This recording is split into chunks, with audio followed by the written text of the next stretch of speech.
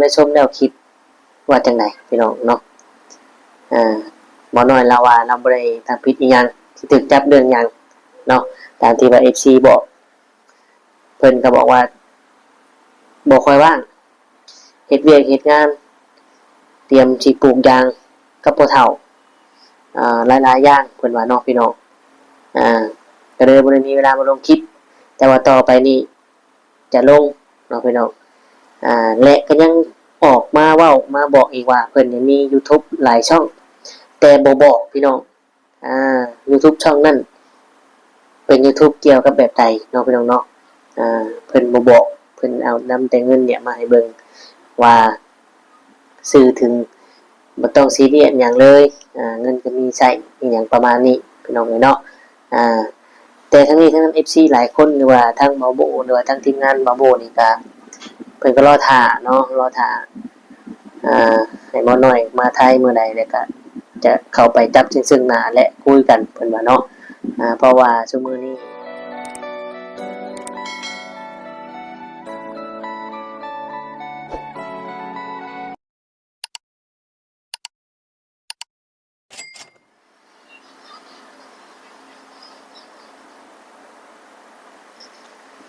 กับทักทายสบายดีและสวัสดี FC พ่อแม่พี่น้องหมู่เพื่อนเบิดทุกคนทุกท่านบ่ว่าสิเป็นพี่น้องฝั่งไทยฝั่งลาวหรือต่างประเทศก็ยินดีต้อนรับเข้าสู่ช่อง YouTube ตู่คำปันสุขพี่น้องเอ้ยเนาะมาเจอพ่อตู่คำมื้อนี้พี่น้องเอ้ยเนาะก็นำข่าวสารบ้านเมืองหรือในสังคมติดตามกันอยู่เนาะพี่น้องเนาะตู่คำก็ได้ลงไปแล้ว2คลิปพี่น้องเอ้ยเนาะในคลิปนี้พี่น้องเอ้ยเนาะที่ว่าทุกคนสงสัยและ FC ก็อยากรู้เนาะพี่น้องเอ้ยว่าเรื่องราวของบ่าวน้อยกับทีมงานบ่าวโบเนี่ยเป็นจังไดเนาะบ่าวน้อยคือใช้ชีวิตแบบบ่มีความผิดหรือว่าบ่ได้รู้สึกอีหยังเลยพี่น้องเอ้ยเนาะและคลิปนี้เนาะเดี๋ยวทุกคำจะพาไปเบิ่งไปชมพี่น้องพอเบิ่งชมแล้วก็มั่นใจเลยว่าที่เจ้าหน้าที่ตำรวจลาวบ่ดำเนินการเนี่ยมันเป็นเพราะหยังพี่น้องเอ้ยเนาะเดี๋ยวตู้คำจะพาไปเบิ่งไปชมเนาะแต่ว่าก่อนไปเนาะพี่น้องก็อยากฝากFC ทุกคนเนาะที่ว่าอยู่แถวกรุงเทพเนาะในบริเวณบางพลัดหรือว่าแถวนี้แหละพี่น้องเอ้ยที่อยู่นี่เนาะถ้าว่าได้เห็นผู้ชายผู้นี้ให้ติดต่อหาตู้คำในพี่น้องเอ้ยเนาะเพราะว่าผู้ชายผู้นี้นะหายตัวไปพี่น้องเอ้ยเนาะหายตัวไปเพิ่นเป็นอันพี่น้องหรือว่าเป็นน้องของลูกค้าของตู้คำเนาะพี่น้องเดี๋ยวตู้คำจะอ่านชื่อเพิ่นให้ฟังเนาะเด็กตู้คำจะเอารูปเพิ่นขึ้นให้เบิ่งพี่น้องเอ้ยเนาะว่าเป็นจังไดเบิ่งพี่น้องใส่ละ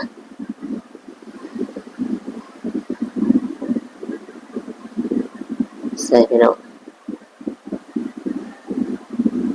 เกิดหนึ่งนะพี่น้องเด้อเดี๋ยวมันโอเคพี่น้องเลยเนาะอันนี้คือบัตรประชาชนของเพิ่นเนาะกะอยากฝาก FC ของทุกท่านที่ว่าอยู่แถวนี้เขตบางพลัดนี้หรือว่าอยู่ฝั่งทนฝั่งนนท์หรือว่าฝั่งไหนก็แล้วแต่เนาะถ้าว่าเห็นบุคคลนี้พี่น้องเลยเนาะนี่ใช่ปะคือบุหินเนาะมือมันแจ้งพูดพี่น้องเดี๋ยวตู้ข้ามจะขึ้นให้เบิ่งได้พี่น้องเด้อเดี๋ยวจะขึ้นรูปให้เบิ่งมันเดี๋ยวตู้ข้ามจะขึ้นให้เบิ่งพี่น้องชื่อของเพิ่นเนี่ยแม่นชื่อและนามสกุลของเพิ่นนี่นายคมสันปัญญสุดเนาะนายคมสันปัญญสุดเพิ่นได้หายตัวไปเนาะ3 วันแล้วพี่น้องเนาะเพราะว่า พิ่นหายตัวไปนี่3 วันแหละเพิ่นว่าเนาะอยู่ซอยเพิ่นอยู่เนี่ยอยู่จรัญ44พี่น้องเนาะอ่าเพิ่นก็เลยอยากฝากเนาะเดี๋ยวมีเบอร์ติดต่อนำเดี๋ยวขึ้นเบอร์ให้พี่น้องเนาะถ้าว่าผู้ใดพบพ่อคนผู้นี้เนาะก็ให้แจ้งทุกคำนำแน่ก็ฝากช่วยตามหาพี่น้องเนาะเนื่องจากว่าเพิ่นนี่ก็เป็นคนพิเศษเนี่ยคนพิเศษเนาะก็ได้หายตัวไปเนาะทุกคำก็ฝาก FC ของทุกคำเป็นหูเป็นตาให้เด้อพี่น้องเนาะเอาสำหรับเรื่องนี้ก็มีแต่ว่าฝาก FC เนาะเจอก็ติดต่อทุกคำมาเอากับ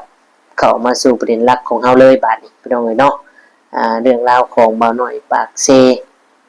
ที่หลายคนสงสัยว่าเป็นอย่างบ่าวน้อยอยู่ลาวคือบ่ได้รู้สึกผิดหยังเลยเนาะและก็มี FC คอมเมนต์เนาะทางบ่าวน้อยก็ได้ตอบไปว่า FC บางคนก็คอมเมนต์แฮง FC บางคนก็คอมเมนต์ถามว่าบ่าวน้อยไปไสคือเงียบถูกจับแล้วบ่เนาะบ่าวน้อยก็ยังยืนยันว่าถูกจับเรื่องหยังเนาะถูกจับเป็นหยังเพราะว่าบ่าวน้อยบ่ได้เฮ็ดหยังอย่างประมาณนี้นะเนาะพี่น้องและคลิปเนี้ยบ่าวน้อยก็ได้นำเงินเนาะออกมาให้ FC ได้เบิ่งได้ชมและก็บอกมันมาเลยว่าเพิ่งข้ามไปกดอยู่ประเทศไทยเนาะพี่น้องข้ามไปกดอยู่ประเทศไทยตามที่เฮาเบิ่งคลิปนะพี่น้องเนาะซึ่งที่ทุกคนคิดหรือว่า FC ของทุกคำหรือว่าไผก็แล้วแต่เนาะที่ว่าติดตามเรื่องนี้ว่าบ่าวน้อยเนี่ยติดสินบนเจ้าหน้าที่บ่เนาะหรือว่าจังไดอันนี้เนี่ยเว้าตามความจริงเนาะหรือว่าเว้าตามสังคมปัจจุบันซุมื้อนี้พี่น้องเนาะเงินเนี่ยชนะทุกอย่างน้อยนักจะมีคนที่ใจบริสุทธิ์แท้เนาะพี่น้องเนาะหลายคนสงสัยก็อาจจะเป็นเรื่องจริงเนาะบ่าวน้อยเนี่ยติดสินบนด้วยตอนตายโตแล้วเนาะทางสปปลาวเนาะพี่น้องเพราะว่าทุกคนก็น่าจะรู้เนาะบ่ว่าอยู่ประเทศใดทุกประเทศทั่วโลกเนาะแต่ว่าตำรวจดีก็มีคือกันแต่มันน้อยพี่น้องมันบ่แพ้คนที่คดเขี้ยวบ่แพ้ผู้ที่คนโกงบ่แพ้คนชั่วนั่นแหละพี่น้องเนาะเพราะคนดีมันน้อยพี่น้องเลยมันมีจริงแท้เนาะทุกมื้อทุกวันนี้ก็ยังเห็นข่าวกันอยู่พี่น้องสำหรับเรื่องที่ว่าเจ้าหน้าที่เนี่ยเอาเงินแล้วก็จบเนาะและคลิปนี้ก็ได้เบิ่งมาหน่อยก็ได้แสดงความคิดเห็นแล้วก็เว้าเรื่องราวต่างๆนานาเนาะว่าจะกลับมาเฮ็ดคลิปอีกแล้วแต่บ่น้อยก็สื่อถึงว่าเรื่องราวเนี่ยเป็นจังไดเนาะพี่น้องเพิ่นก็ว่ากลับมาไทยแน่นอนเนาะเพิ่นก็ซ้ำคนไทยเพิ่นน่ะเพิ่นอยู่ไทยมานี่หลายปีแล้วเนาะสำหรับเรื่องบ่น้อยปักเซพี่น้องทุกคำเว้านี่อาจจะบ่ชัดเจนเนาะเดี๋ยวทุกคำจะพาไปเบิ่งไปชมฟังบ่น้อยปักเซเพิ่นได้เว้าได้กล่าวพี่น้องเอ้ยเนาะแต่ก่อนไปทุกคำก็จะเสริมอีกหน่อยนึงพี่น้องเอ้ยเนาะมีคอมเมนต์อยู่2คอมเมนต์คอมเมนต์ว่าคล้ายๆตู้คำเนี่ยออกมาเว้าให้คนยูทูบเบอร์คือกันเนาะและทุกคำก็อยากถาม FC ว่าคนยูทูบเบอร์คือกันเนี่ยหรือว่าหมู่กันเพื่อนกันเนี่ยไปทำผิดคุณจะสนับสนุนคุณจะซัพพอร์ตเขาหรอเนาะเขาก็ต้องบอกหมู่บอกเพื่อนในสิ่งที่หมู่เพื่อนทำเนี่ยมันบ่ถูกเนาะมันผิดพี่น้องเลยและบ่าวน้อยปักเซ่กับทุกคำเนี่ยก็เพราะว่าเป็นยูทูบเบอร์คือกันนี่แหละทุกคำถึงบ่อยากให้มันเสียภาพลักษณ์หรือว่ามีภาพที่บ่ดีมีข่าวที่แบบนี้และก็อยากให้สังคมหรือว่าทุกคนเชื่อมั่นในกฎหมายเนาะและอยากให้เป็นตัวอย่างของทุกคนต่อไปเนาะแต่ว่ามันก็สิเป็นได้จังไดก็บ่ฮู้เนาะเพราะว่าเงินทั้งนั้นพี่น้องเอ้ย เอาสำหรับคอมเมนต์นี้ทุกคำก็ฝากไว้สำนี้แหละพี่น้องเนาะเราจะไม่สนับสนุนคนชั่วเนาะคนที่ทำได้แม้กระทั่งเพื่อนเจ้าของเนาะพี่น้องเอาถ้าว่าบ่เชื่อบ่ชัดเจนยังไงก็ให้ทุกคำจะพาเบิ่งไปชมคลิปของมาหน่อยปักเซกันเลยพี่น้องเนาะไปแล้วทุกคนนี่ออกมาอีกแล้วเงินเดือนนะครับ เป็นเงินเดือน YouTube นะที่ออกเมื่อวันที่24นะครับรอบนี้ออกวันที่24นะเบาน้อยนี่มี YouTube 3 ช่องนะครับช่องหลักก็คือช่องนี้แหละนะครับช่องสำรองไม่บอกนะ ช่องสำรองเนี่ยไม่บอกนะครับช่องสำรองเนี่ยเบาน้อยจะให้คนอื่นเอาไปลงคลิปนะครับนะส่วนตัวผมก็จะทำแค่หน้าปกให้นะช่องสำรองแต่ช่องหลักเนี่ย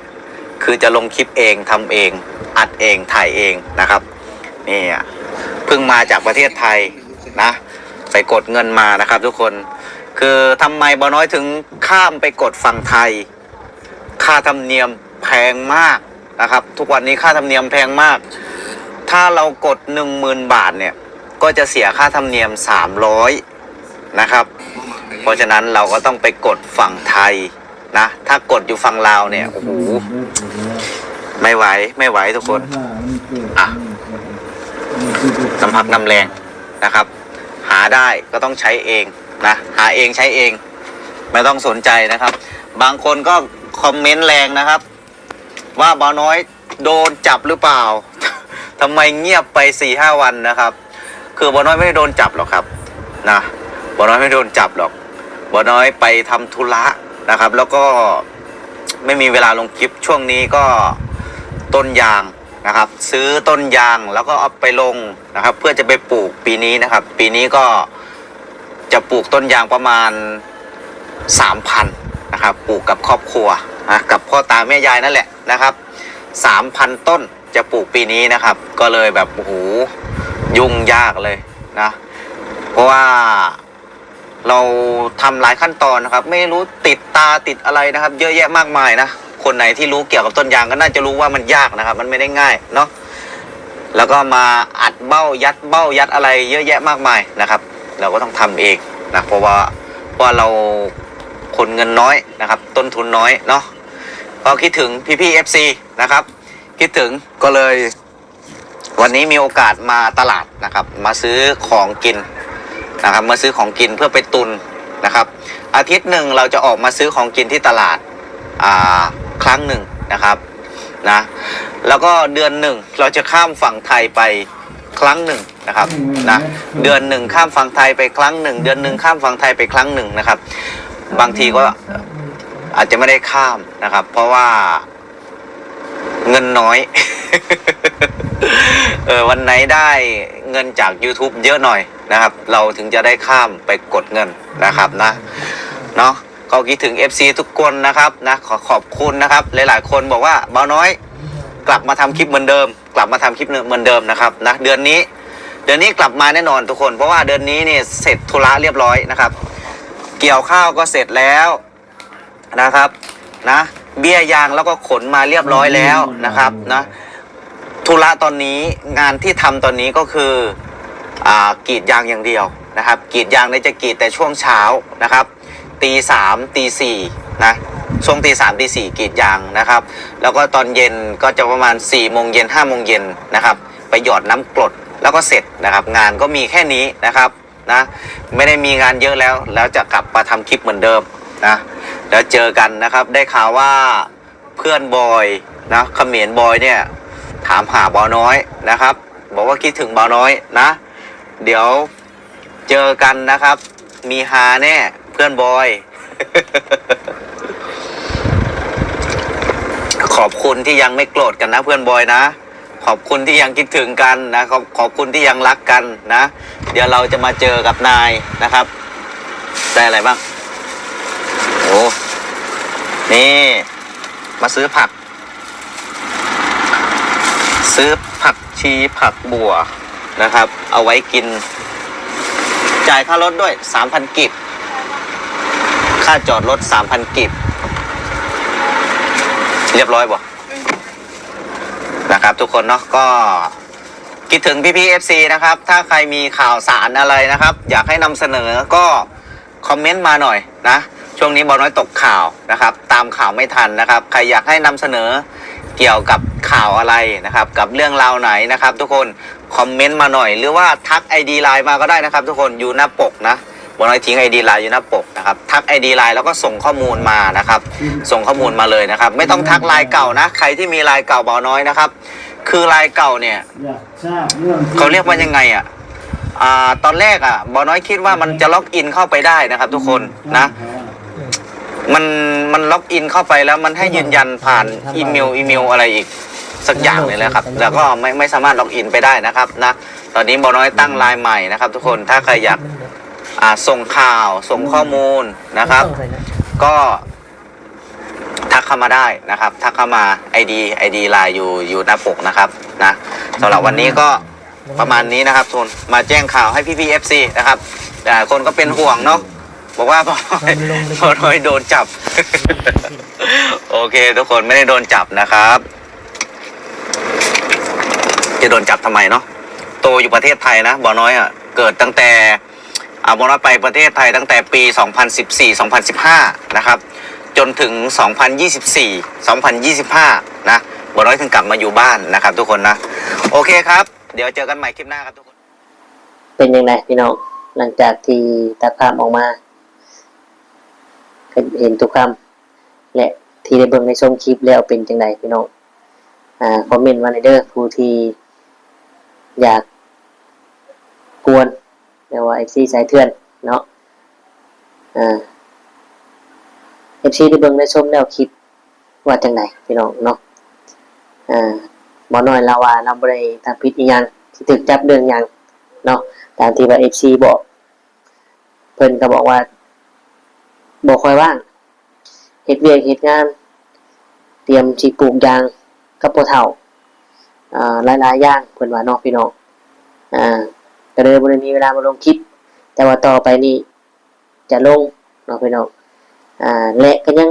ออกมาเว้ามาบอกอีกว่าเพิ่นยังมี YouTube หลายช่องแต่บ่บอกพี่น้องYouTube ช่องนั้นเป็น YouTube เกี่ยวกับแบบใดเนาะพี่น้องเนาะเพิ่นบ่บอกเพิ่นเอานำแต่เงินเนี่ยมาให้เบิ่งว่าซื้อถึงบ่ต้องซีเรียสหยังเลยเงินก็มีใช้อีหยังประมาณนี้พี่น้องเนาะแต่ทั้งนี้ทั้งนั้น FC หลายคนหรือว่าทั้งบ่าวโบหรือว่าทั้งทีมงานบ่าวโบนี่ก็เพิ่นก็รอท่าเนาะรอท่าให้หมอน้อยมาไทยมื้อใดแล้วก็จะเข้าไปจับซึ่งหน้าและคุยกันเพิ่นว่าเนาะเพราะว่าซุมื้อนี้เพิ่นก็ให้โอกาสแต่ทางหมอน้อยก็บ่ได้ออกมายอมรับหรือขอโอกาสนี้เนาะพี่น้องเอ้ยเนาะแถมยังยัดเงินแน่ๆเนาะยัดเงินพี่น้องก็ตามที่เห็นที่เบิ่งนั่นแหละเนาะจังซี่เอาสำหรับคลิปนี้ก็ฝากไว้ซั่นนี้ทุกคำก็คือสิได้ขอตัวจบอำลาพระจากพ่อแม่พี่น้องไปเนาะขอขอบคุณหลายๆ FC เด้อที่เข้ามาเบิ่งมาชมกดไลค์กดแชร์ให้และกดติดตามและกด Subscribe ขอบคุณหลายๆพี่น้องเนาะสำหรับคลิปนี้ทุกคำคือสิได้ขอตัวกล่าวคำว่าสบายดีและสวัสดีครับ